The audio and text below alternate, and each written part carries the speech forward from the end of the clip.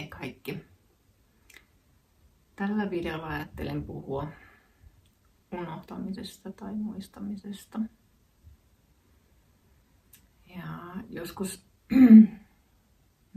10 vuotta sitten, kun tein DNR:ssä, niin mulla oli siinä semmoinen affirmaatio, jota toisin päivittäin, että mä muistan kaiken tarpeellisen.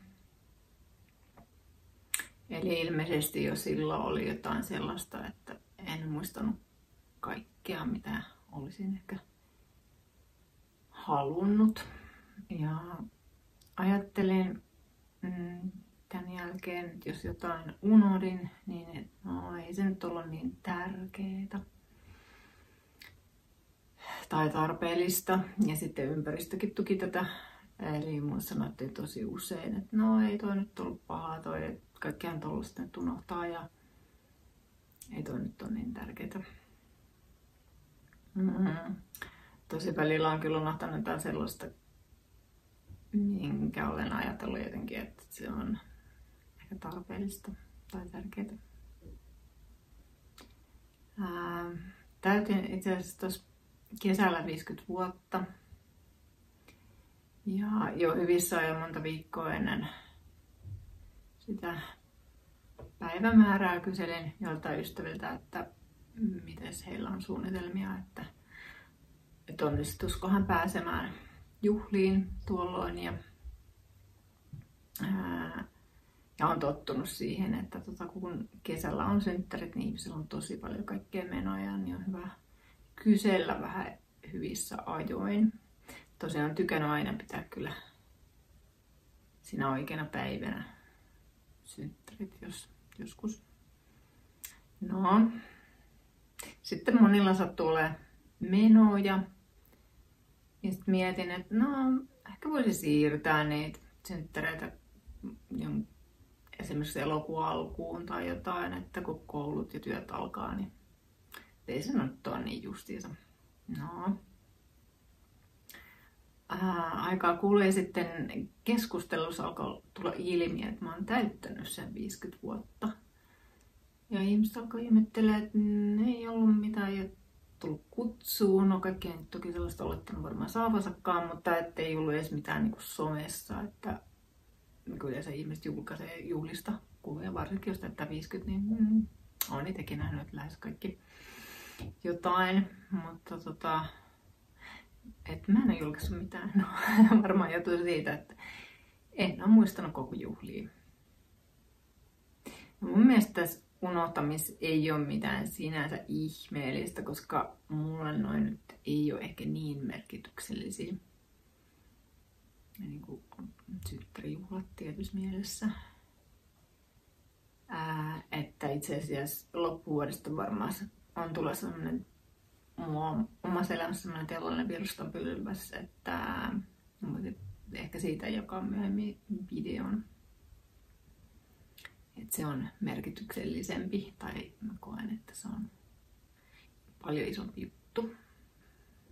Mun lapsi ei ole missään vaiheessa ollut päiväkodissa, mutta jos olisi ollut, niin on kyllä pakko myöntää, että olisin varmaan unohtanut toisenaan hakea sen sieltä. Tai sitten korkeintaan muistanut silleen, että olisi istunut koko päivän sohvalla kello kädessä ja sitten olisi ehkä muistanut hakea, mutta vähänkin jos olisi tehnyt jotain luovaa tai mennyt johonkin flow-tilaan, niin mä en olisi muistanut. Ja olen ymmärtänyt ja nähnytkin leffoista, että tämmöistä käy ruuhkavuosissa. Mutta omasta mielestä en ole missään vaiheessa elänyt tämmöisiä ruuhkavuosia. Että on niin kuin ollut niin sanotusti hyvässä hapessa ja siltikin olisin todennäköisesti unohtanut.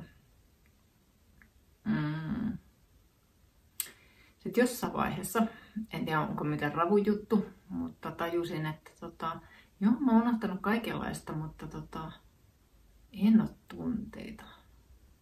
Mutta niin kai ravuista sanotaan, että ne muistaa pisimpään ehkä. Etenkin tämmöiset negatiiviset tunteet, mutta kaikenlaisia tunteita niin muistan tosi hyvin.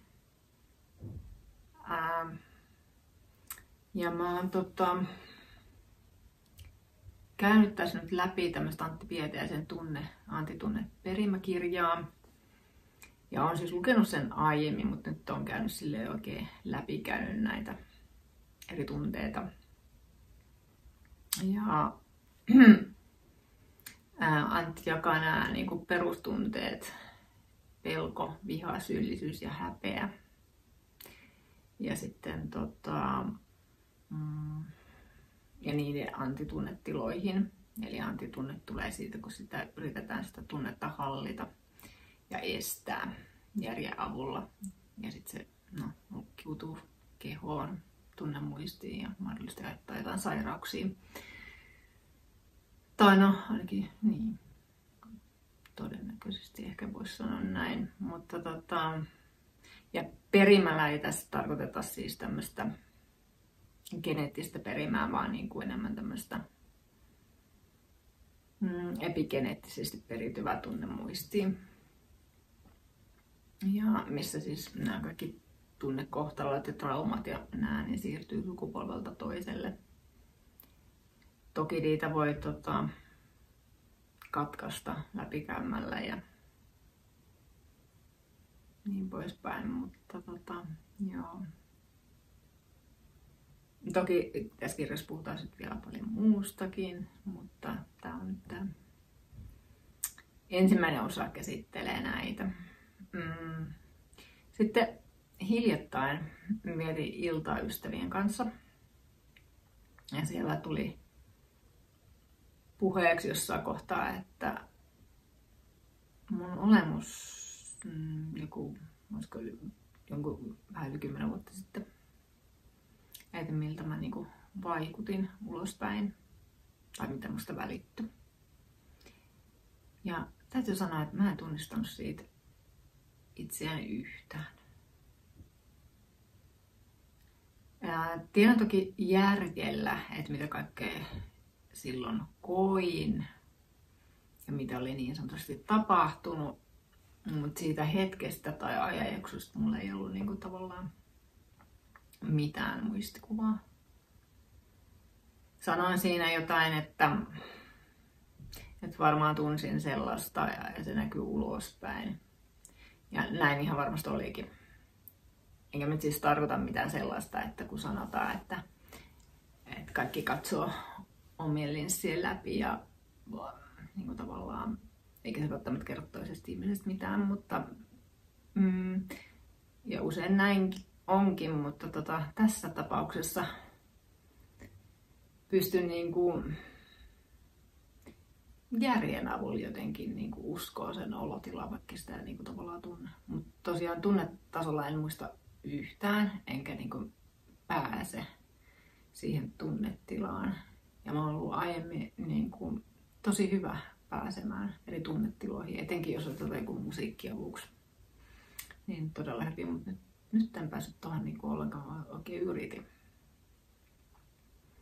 Ja aiemmin, jos mun ystävät on niin kuin puhunut jotain vastaavaa, että en ole tuntenut tollasta tai mulla ei ole ikinä käynyt tommosta.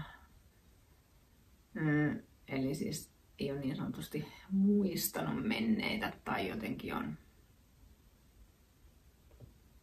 kieltänyt sen silleen, ettei ole tommoista käynyt, niin on ajatellut, että just joo. Että onpa voimakasta tunteiden kieltämistä tai itsensä korottamista muiden yläpuolelle. Ei järjellä ehkä, mutta tunnetasolla joo. No ihan varmaan ajatellut. Mut nyt kun mä itse unohtanut, tajuan, siis mullakin kuin järjen tasolla, että niin voi käydä. Eli mä oon ilmeisesti sitten kuitenkin onnistunut prosessoimaan ja purkamaan jotain tässä vuosien varrella. Tosin se prosessointi jatkuu. Toivottavasti kohti syviä, aitoja tunteita. Ja mä siis suosittelen lukea ton kirjan. Mutta niin kuin ehkä omalla kohdallakin, niin pelkkä se kirjan lukeminen ei jotenkin niin kuin riittänyt. Et niin kuin Anttikin tuossa puhuu, että niin kuin tavallaan tunteen tiedostaminen ja sen kohtaaminen ja että mistä se tavallaan tunne on peräisin, esimerkiksi jostain just isovanhemmilta tai jotain, niin se ei riitä niin kuin poistamaan ja parantamaan sitä tunnetta. Että on jotenkin nöyryttävä. Eli siis kohdattava se, erityisesti se oma vihat esimerkiksi ja ymmärrettävä, että se on just niin kuin tavallaan sun tunne. Ja kohdattaa se mahdollinen syyllisyys siitä, jos sä oot siirtänyt sitä eteenpäin esimerkiksi puolisolle tai lapsille. Voisin jollain myöhemmällä videolla kertoa lisää tästä, mutta niin kuin tällaista tällä kertaa. Moikka!